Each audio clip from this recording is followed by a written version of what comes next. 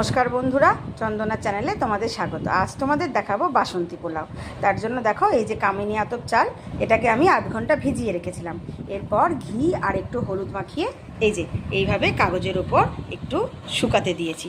দিয়ে এই দেখো, এইভাবে দেখো আমার মা এইভাবে হাত দিয়ে দিয়ে নেড়ে দিচ্ছে, নেড়ে এইভাবে শুকাতে দিয়েছে। ঠিক আছে বন্ধুরা, এরপর এই কড়াইতে ঘি আর একটু সাদা তেল গরম করে এর মধ্যে এই কতগুলো গোটা গরম মশলা দেবো। স্টার অনিয়ন, ছোটো এলাচ, দারচিনি, লবঙ্গ আর একটু শুকনো লঙ্কা। ঠিক আছে, দিয়ে একটু নাড়তে চাড়তে থাকবো।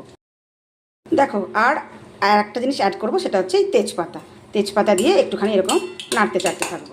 ঠিক আছে, তারপরে এর মধ্যে যেটা অ্যাড করব সেটা হচ্ছে একটু কুচানো পেঁয়াজ। আর এইদিকে দেখো, আমি গ্যাসে ততক্ষণ বসিয়ে দিয়েছি একটু গরম জল। য কাপ পরিমাণ চাল নেব তার ডবল নেব জল। এখানে আমার 5 কাপ চাল আছে, তো আমি 10 কাপ চাল এখানে ভিজিয়ে দিয়েছি। ঠিক আছে, এবার এই পেঁয়াজটা একটু হালকা করে ভাজতে থাকবো। দেখো বন্ধুরা, এরপর এর মধ্যে অ্যাড করতে হবে একটুখানি আদা বাটা।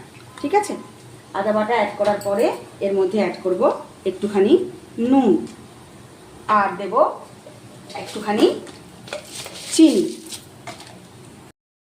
এরপর এর মধ্যে অ্যাড করব কিছু ড্রাই ফ্রুটস, কাজু, কিশমিশ, আমন্ড, আখরোট, তোমার বাড়িতে যা থাকবে। ঠিক আছে, আর তারপর এর মধ্যে অ্যাড করব এই ভেজে রাখা একটু পনির। দেখো, ঠিক আছে, অ্যাড করার পর এইভাবে এটা নাড়াচাড়া করবো। তারপরে এর মধ্যে অ্যাড করব একটুখানি চাল। এই যে আমি মেপে রেখেছিলাম যে চালটা, সেই চালটা এবার এর মধ্যে অ্যাড করব। দেখো বন্ধুরা, চালটা দিয়ে এইভাবে একটু নাড়াচাড়া করে নিয়ে তারপরে এই গরম জলের মধ্যে এই পুরো চালটা মিশিয়ে দেব। ঠিক আছে, দেওয়ার পর কিন্তু তোমরা কমিয়ে রাখবে, একদম কমিয়ে রাখবে আঁচটা।